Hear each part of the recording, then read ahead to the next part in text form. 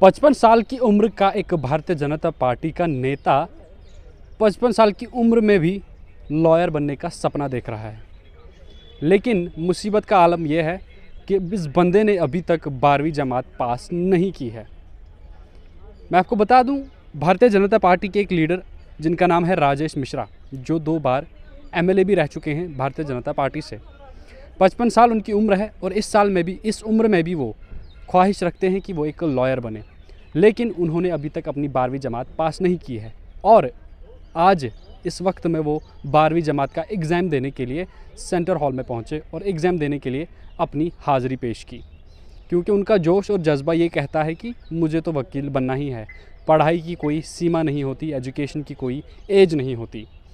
ये वाक़या है उत्तर प्रदेश का, जहाँ पे भारतीय जनता पार्टी के एक लीडर राजेश मिश्रा आज एग्ज़ाम देने के लिए गए हैं, जिनकी उम्र 55 साल बताई जा रही है। मैं आपको बता दूं, ये भारतीय जनता पार्टी के ऐसे कोई पहले नेता नहीं है। ये इलाइट ग्रुप में जुड़ने वाले एक चौथे नेता हैं। पहले 3 नेताओं के बारे में थोड़ा जानने की कोशिश करते हैं। 2013 में 54 साल के भारतीय जनता पार्टी के एक नेता जिनका नाम था गोपाल चिंतन, पुणे में ये रहते थे। इन्होंने भी अपनी 12वीं जमात का एग्ज़ाम 37 साल बाद दिया था।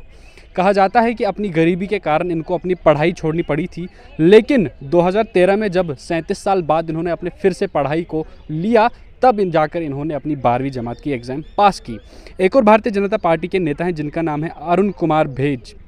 ये भी भारतीय जनता पार्टी से ताल्लुक़ रखते हैं। इन्होंने अपनी 10वीं जमात का एग्ज़ाम 58 साल की उम्र में दिया। 10वीं जमात, बहरहाल वो दोनों शख्स ने तो 12वीं जमात का एग्ज़ाम के लिए अप्लाई किया है, लेकिन इस शख्स ने 58 की एज में 10वीं जमात का एग्ज़ाम पास किया। ये ताल्लुक़ रखते हैं ओडिशा से और इनका जो कारण था वो ये था कि इनके घर में इनके फादर की मौत हो गई थी, जिसके बाद इनके पास खास पैसे नहीं थे पढ़ाई कंटिन्यू करने के लिए, जिसके बाद इनको अपनी पढ़ाई छोड़ना पड़ा था।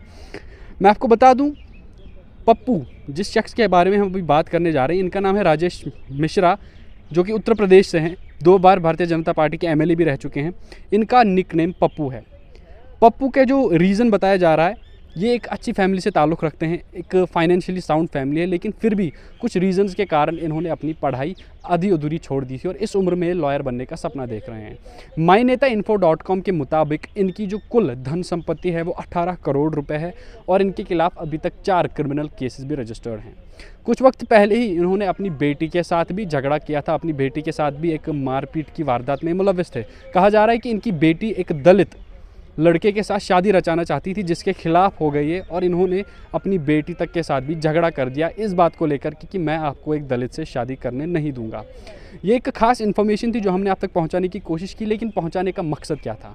इसमें हमारे लिए 2 चीज़ें हैं जो बड़ी इंपॉर्टेंट निकल कर आती हैं, 2 नसीहत निकल कर आती हैं आजकल की नौजवान नस्ल के लिए। सबसे पहली नसीहत कि पढ़ाई की कोई उम्र नहीं होती, पढ़ाई की कोई सीमा नहीं होती। बस इंसान को लगन होनी चाहिए, इंसान के अंदर वो अग्रेशन होना चाहिए, पैशन होना चाहिए पढ़ाई को लेकर के, कि वो किसी और एंगल में ना देखे।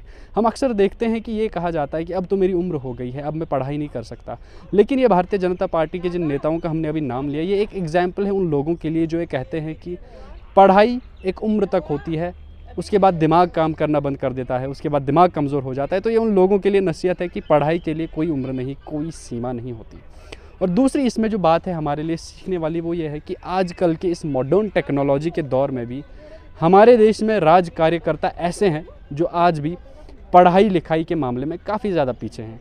जहाँ देश 5G की टेक्नोलॉजी में घुस रहा है, जहाँ देश में बड़े बड़े पढ़े लिखे नौजवान बिना मुस्तकबिल के घूम रहे हैं, जिनके पास रोज़गार नहीं है, उस देश में आज भी, इतनी बड़ी डेमोक्रेसी में आज भी कुछ लीडर्स ऐसे हैं जिन्होंने अपनी 10वीं जमात तक पास नहीं की।